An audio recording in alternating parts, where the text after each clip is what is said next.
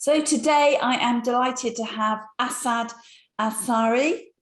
He is the MD and founder of Mayfair IT Consultancy.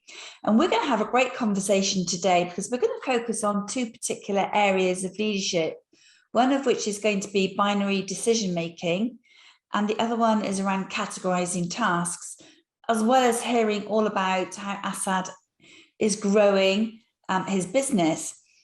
I'm going to hand you over to Asad in a minute just to do a quick introduction, but Mayfair IT Consultancy focuses on risks, regulatory, and creating transformations for other businesses. But I'm sure you can do a much better introduction than that, Asad. So a very big welcome to you. Thank you for being our Lead to Succeed guest today. And would you like to do an introduction? Yes, sure, Rebecca. Thank you very much for having me here today. It's always good to be able to be a voice of a beacon for other businesses, entrepreneurs, and just, I guess, like-minded individuals out there. I'll just sort of introduce myself. So my background is in project management, and I've been doing it for a number of years, working with corporates in various different sectors. So that's where Mayfair IT Consultancy sort of came around, where me being an employee in a business many years ago now, to running my own sort of consulting firm. We're doing work across UK, and we have clients in Asia that we're actually helping across a range of different sectors, rightfully so, what you mentioned there. So risk, regulatory, transformation, and we're also delving into education there. So it's quite interesting, quite well-rounded, and definitely the growth is on, the focus is actually on growth at the moment. So once again, thank you for having me here. Well, I'm sure growth is a challenging yet exciting aspect of your journey. But can we just kick off, Asad, by you've worked in corporate, so you will have experienced good and not so good leadership. So what makes a great leader to you? How would you describe a great leader to be? I think the term leader itself is sort of hitting the nail on the head, where often people that they forget that they're actually there to inform and teach, as opposed to sort of stand there with people just ensuring that they do tasks all day. Ultimately, in a workplace, everyone is there to work. However, it's always refreshing when a leader is there sort of providing that sort of, I'd say, training in a way, not in the literal sense, but I'll just give you a very quick example. If you're on a call with some of your colleagues who you're managing, essentially, even as you align tasks to them and you give them your life experience, that's a bit of learning, and they're essentially picking up skills just from you. They're being a leader. So I think in the natural flow of things, it's always good to keep in the back of your mind where you're there to subtly mentor others, if that's the right sort of term to use there. I think it is a good term to use, because in a way you are coaching and you're encouraging them to flourish as leaders themselves. What would you say your leadership style is? So I am more, if I'm talking in a practical sense here, Rebecca, I learned this from one of my managers, if I'm very honest with you, a number of years ago. It was where always start by doing something where you're likely to teach someone. And if I give you an example there, literally, I think it was just earlier today where for one of the tech platforms that we're building out, one of our business analysts that we have in, he's got solid experience under him, but for me to get him to do something the way I would want it done right the first time around, rather than sort of setting him off on the task and letting him wander off on his own, I actually helped and mentored and coached him to start the task off in the right way, because with that in mind, he's keeping to that framework that we essentially want to do. So for me, in a nutshell, it's lead by doing and then hand it over. We hear that quite often on our podcast, and that coaching element is such a crucial part of it. I know our listeners really enjoy hearing about big challenges that you faced as a leader, and then we can perhaps go into binary decision making. But what have been your biggest challenges in growing your business, and what have you learned from those challenges? So I'd say, Rebecca, it's actually growing the business, hasn't growing the team. HR, many people would think, oh, I'll just bring 10 more staff in and it's okay, we'll get things done. It's just a personal challenge for me. I know various other people will face different things, but that was a challenge for me where I took it lightly. Lightly in the sense that I thought, okay, we'll get a team of 10 in, we'll be able to coach them, and then they'll be set off sail, working in their different project teams. However, there are so many different things that you have to manage with new staff, and that like I said, it could be one person or 10 people that you're bringing in. Each person poses their own challenge, and each person has come from a different background. So I think if you're really able to culturally understand the person and the workplace that they've come from, and help them mold into yours in a very light way, because each person, of course, they bring their own creativity. That's why you're hiring them. However, like I said, each workplace has its own way to do things. So HR has been an interesting challenge for me, which I've actually enjoyed. What have been the key learnings for you, Asad, during that recruitment process that you could perhaps help and share for other businesses that are recruiting, or that you're going to do differently going forward?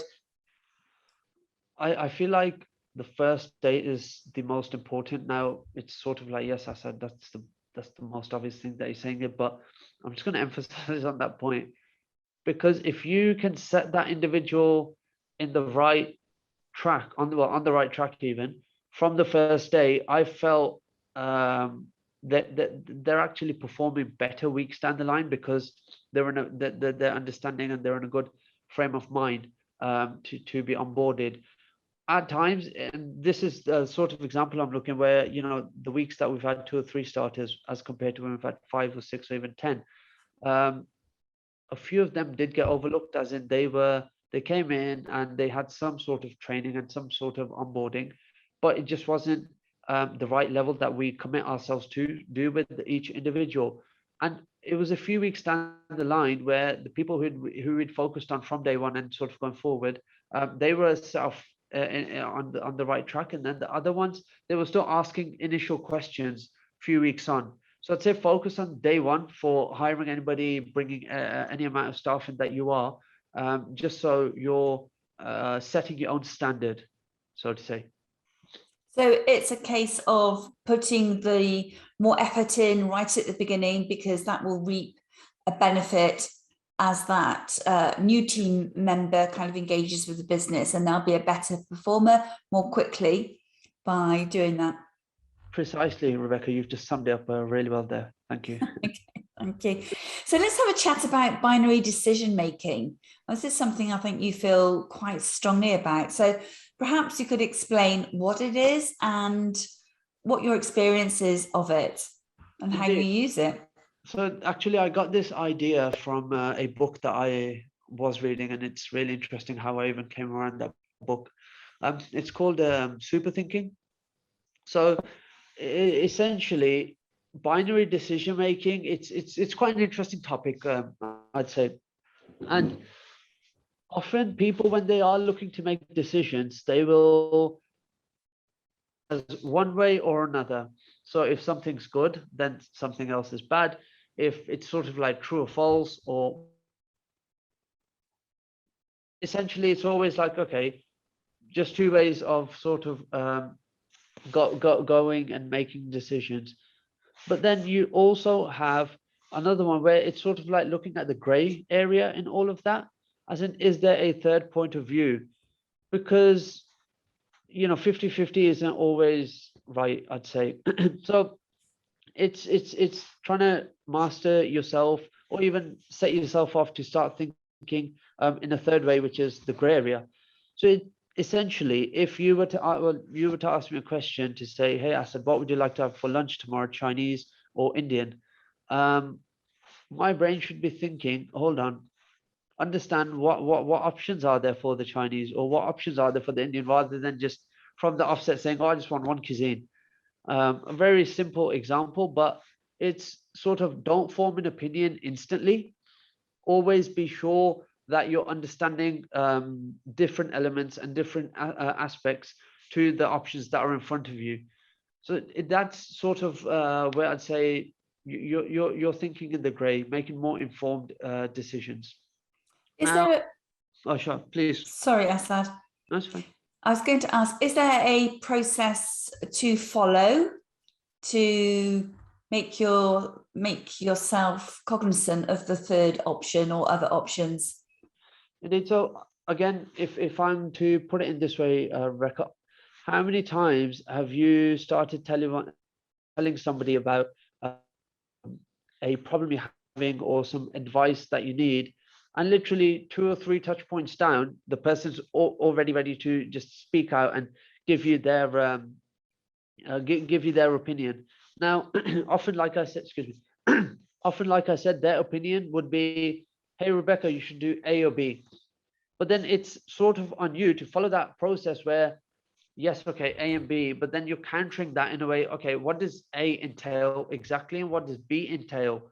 So for you, you need to make that decision, and it shouldn't be binary. Like I said, it's always, there's a third area, because within that decision for A and B, you might come up with a solution yourself just by that person providing you further information. So would you say using that kind of approach delays decision making, because you may need to go away and think, you've had 2 options presented to you, you want to go away and think about a third one, therefore that decision making process might take longer, and in it taking longer, that could actually be a good thing because you're reflecting and thinking about what the options might be? That's correct. It's always good to take time to make decisions, but I think this sort of leadership style forces you to be patient. Now, yeah, if it's a very simple sort of decision you need to make, fine. There are always 2 options that you can just go with. But then if it is something slightly more complex where you do need more thinking and you're just not set in stone with the options in front of you, patience definitely pays off there. Are you familiar with kind of fast and slow decision making as a kind of an approach, that some decisions can be made quickly, as you just said, and others, maybe more strategic issues, do need that time, do need that reflection? In my opinion, I would say so, yes. And I guess fast and slow is just because at times, often when you're at board level, CEO level, you don't have that time to do further thinking. But this is why I'd stress on the point of being patient, as in, if you're explaining something to me, if I stay patient just for an extra few minutes, I'm getting more and more from you for me to make that informed decision, essentially, rather than it's A and B. Okay, I'm going with A straight away. It's like you might not even know what that entails. So patience, I'd say, is the key. And how beneficial has that been to you in your business? Just kind of taking that, being patient. Can you give an example where that's really made a difference? Okay, I'm just trying to think of something to pinpoint now. I've just got so many different ideas going off in my head. I think, Rebecca, trying to think recently or in the past now. We'll come back to it. Yeah, sure. If that's Let's come back to it. Let's talk about categorizing tasks, because you've got a business, you're growing it, you're incredibly busy. So I'm sure many of our listeners are in the same place. Tell us about your strategy for categorizing tasks, because I'm sure I might be able to learn something from this, most definitely. So categorizing tasks, it's okay. So this is separate to the buying decision making. These things can be done in order of importance, stating the obvious.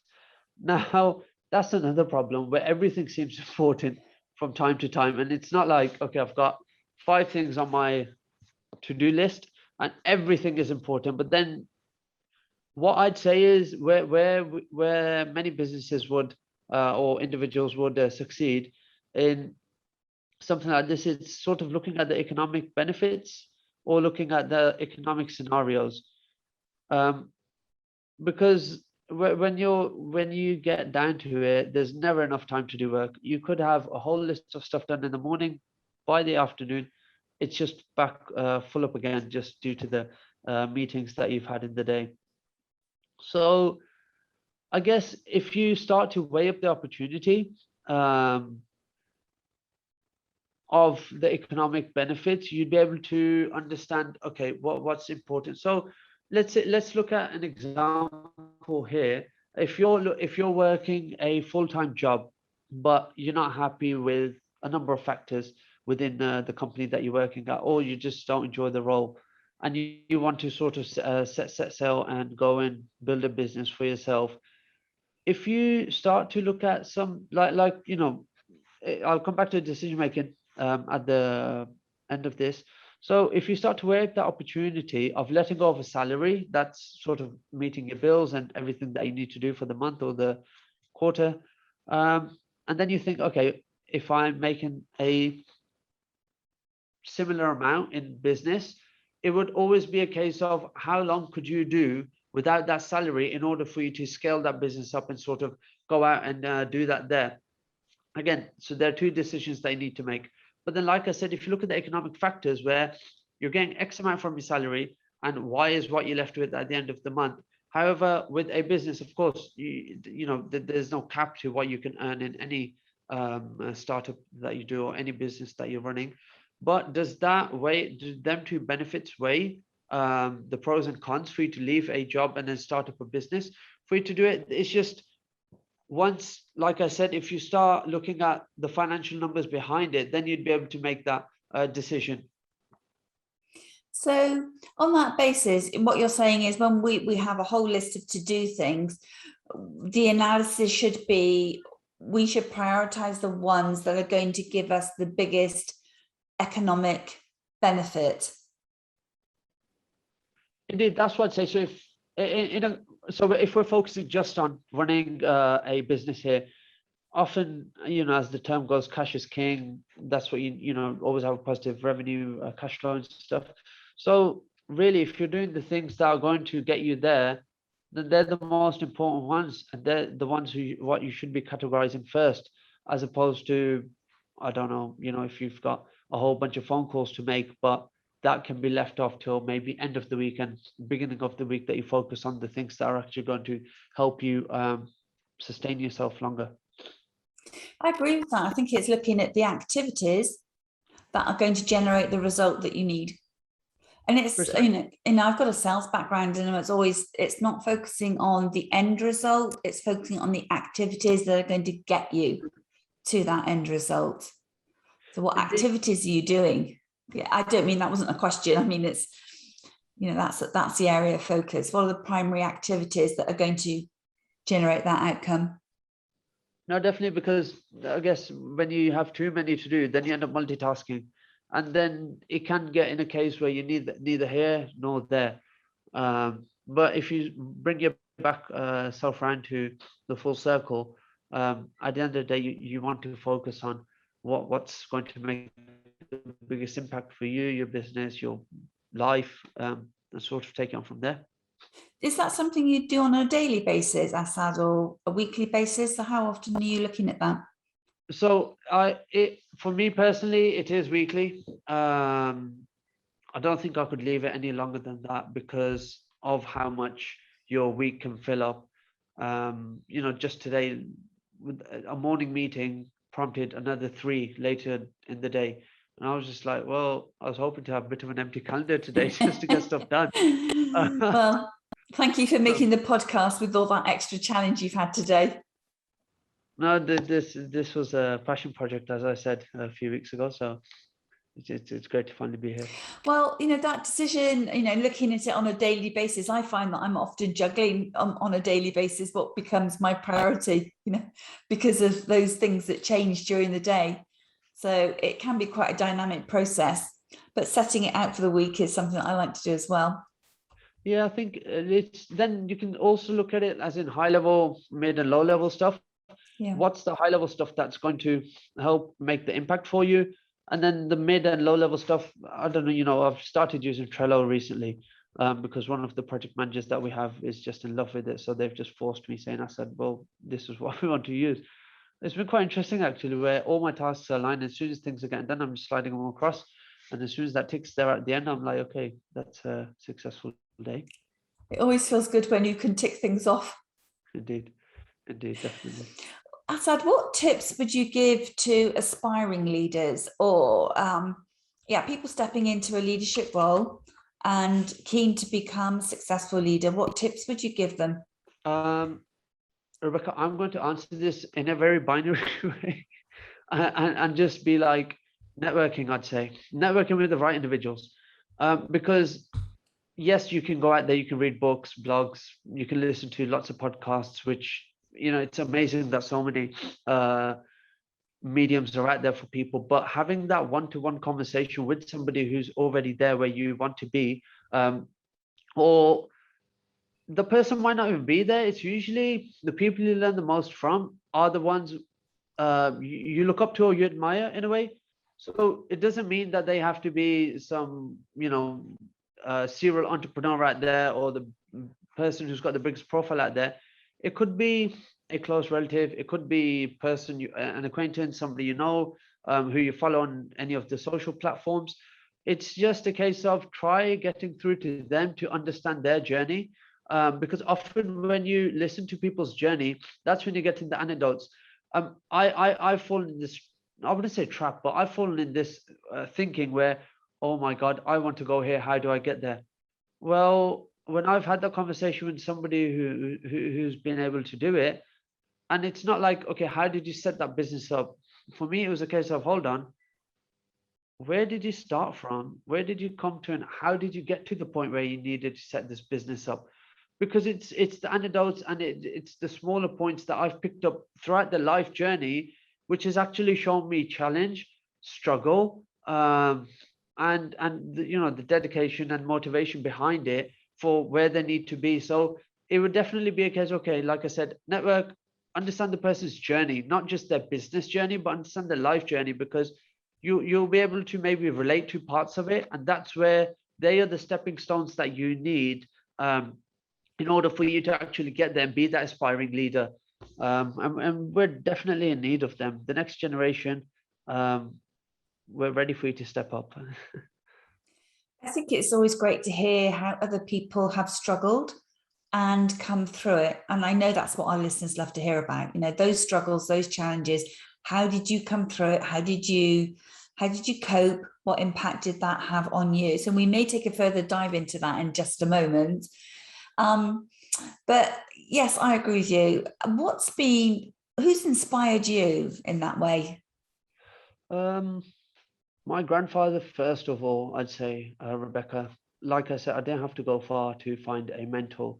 And I guess it wasn't his business advice as such, but it was more of his practical life advice. And looking at his examples, I was able to learn a lot faster to get to where I need to be and build that strong character for myself to be ready for any challenge that the world sort of throws at me. So if I'm honest, I'd say my grandfather and then my father after that. You know, with his relentless confidence, it's been inspiring to see and to try and sort of adapt to that in my own lifestyle and sort of run in the in those footsteps, I'd say. But you know, when you look at some grander scheme of things of people who are known, I think, you know, the life journeys of Richard Branson, Elon Musk, Bill Gates, and there was a show on Netflix that Bill Gates did. That was actually really inspiring, and I can't remember, was it Being Bill Gates or something like that? Yeah. It literally helped me realign my thinking at the time and think, hold on, there's a bigger impact in the world to be made out there. And I know that was more the philanthropic way, but like I said, take that thinking and apply it to your own self. You said just now that your father taught you about confidence, and he was always extremely confident. Was that confidence in not allowing self-doubt in?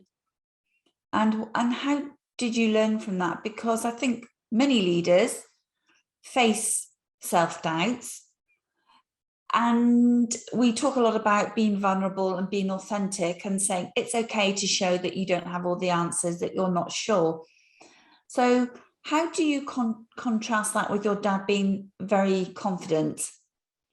Rebecca, you've touched on such a great point there. If I'm honest, often when you're confident, inside you might be very scared. But it's that confidence that's actually helped me get further. And it's that self-belief where, I'll wake up some mornings and I'll look at myself in the mirror and I'm going to say, I'm going to have a really good day today. And honestly, on the days that I turn up, I'll do that. Any challenge can come my way. And I mean, literally, various business challenges have come. But just because I've stood there, said that to myself for a few minutes in the morning, and I've applied it to my day, I've just thought, well, okay, anything can happen right now.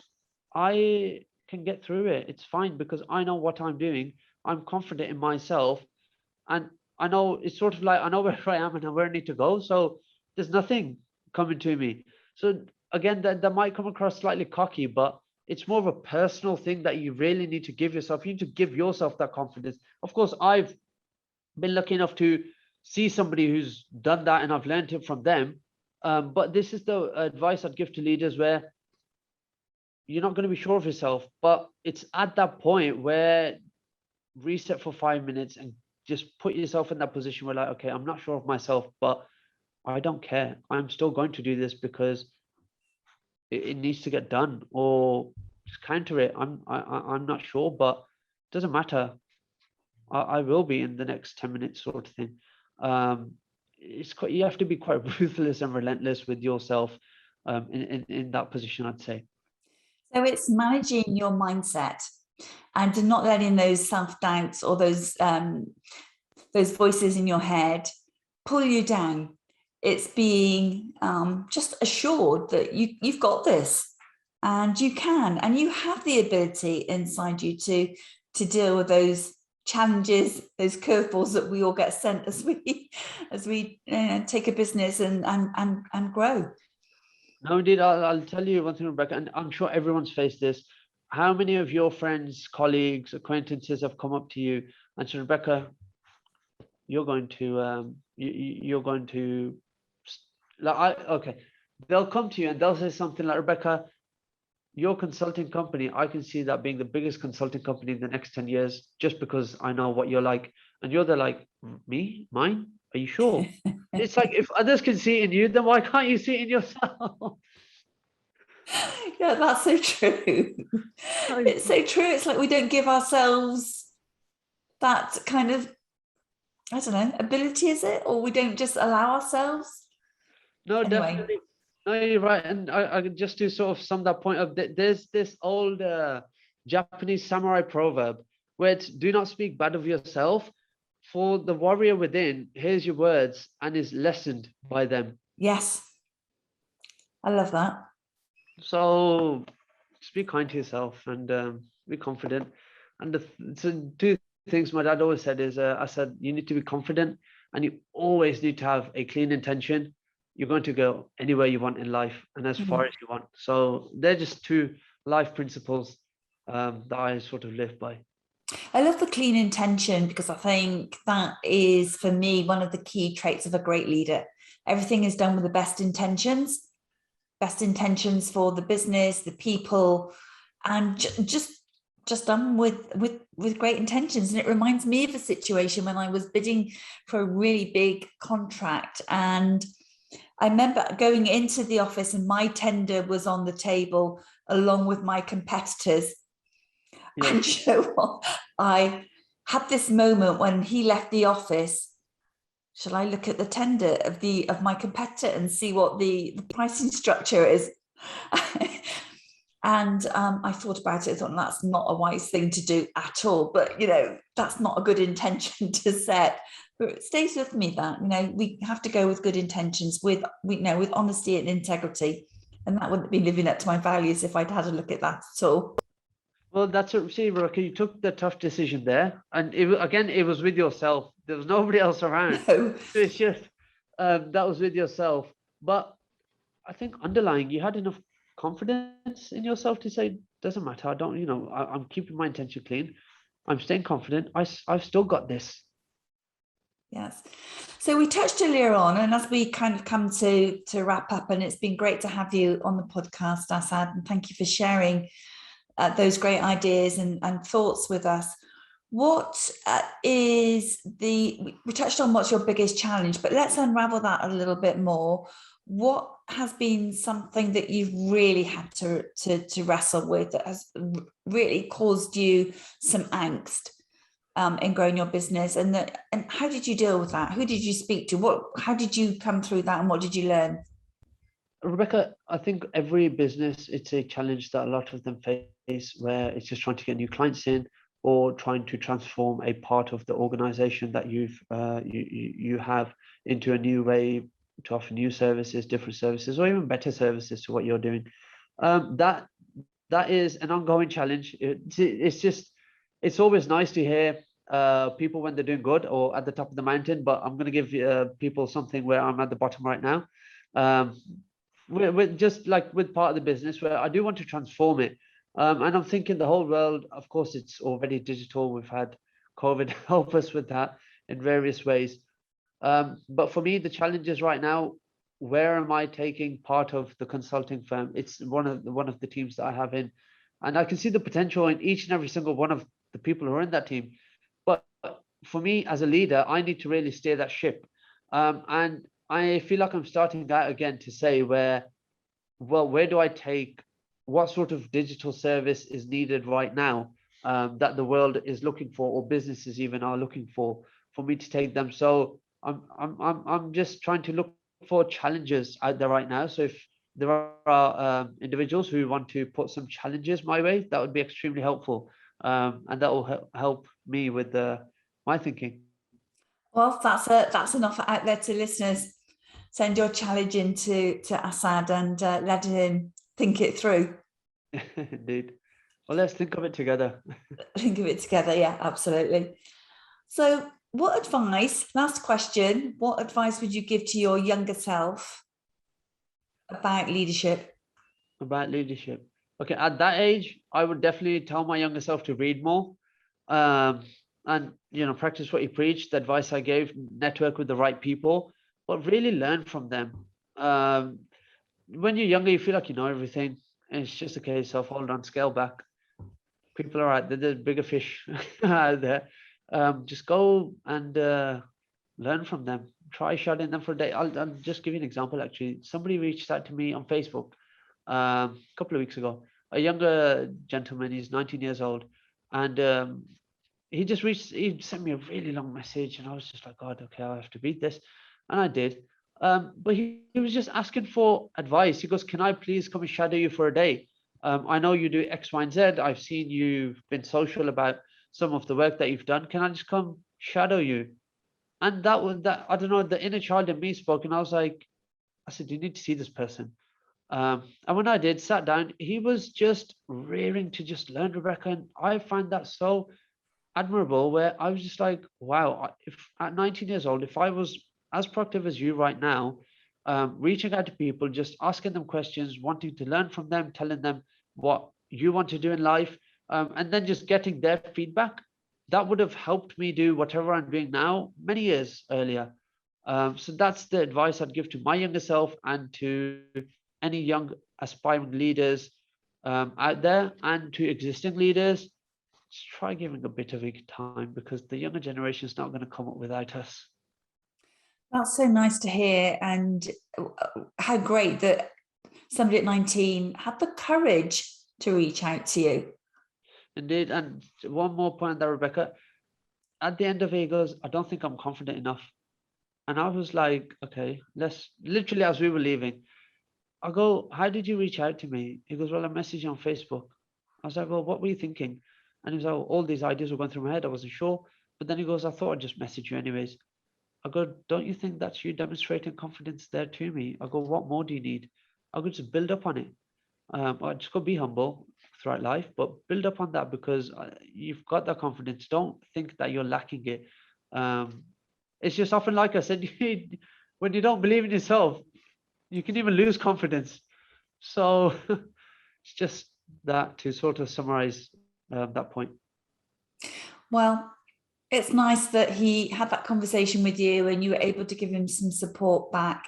And I guess we do in a way owe it to that younger generation to support and help them. And great that you are open to that. So you might open a floodgate now and have more people getting in touch with you, Asad, as a result of that. More than happy to be there. If anybody would like to get in touch, social media or email is probably the best way. Well, we're going to come to a close in a moment, and for you to just leave us with some last thoughts about your business or anything that you would like to share with our listeners. And just before you do that, I would just like to share with the listeners, first of all, to thank you all so much for listening to this podcast. Callum and I absolutely love, Callum's not with me today, but we love creating the podcast and hearing from leaders who are doing amazing things and have a real sense of values and authenticity in what they do. And Asad, you've certainly lived up to that. So thank you very much for being on our podcast. And if any of the listeners would like to have an opportunity just to have a conversation with me and talk about their business, if they're growing a business or their leadership and they'd like a fresh perspective, then please just go to rjen.online and we can arrange that. It's a way of me sharing my knowledge, which I absolutely love to do, and just providing some insights and thoughts to help you get to the next stage of your business or your leadership. So I love to do that. So Asad, what would you like to leave our listeners with? Well, first of all, you're welcome, and thank you very much, Rebecca, for having me here today. I guess for our listeners, Mayfair Mayfair IT Consultancy, we do some interesting work, some interesting projects, like we mentioned at the start, around risk, regulatory transformation, and even digital services, where we're trying to get further into. If anybody does need any help, more than welcome to get in touch, just to bounce ideas, or if you do have any business problems, let me know, because maybe we can help strategize together and bring out some solutions for you. Thanks, Asad. And it comes across as a very collaborative approach. I mean, all the conversations we've had have been about collaboration and helping each other and coming up with ideas together. So I'm sure anybody that gets in touch with you will get that very collaborative approach as well. So thank you very much indeed.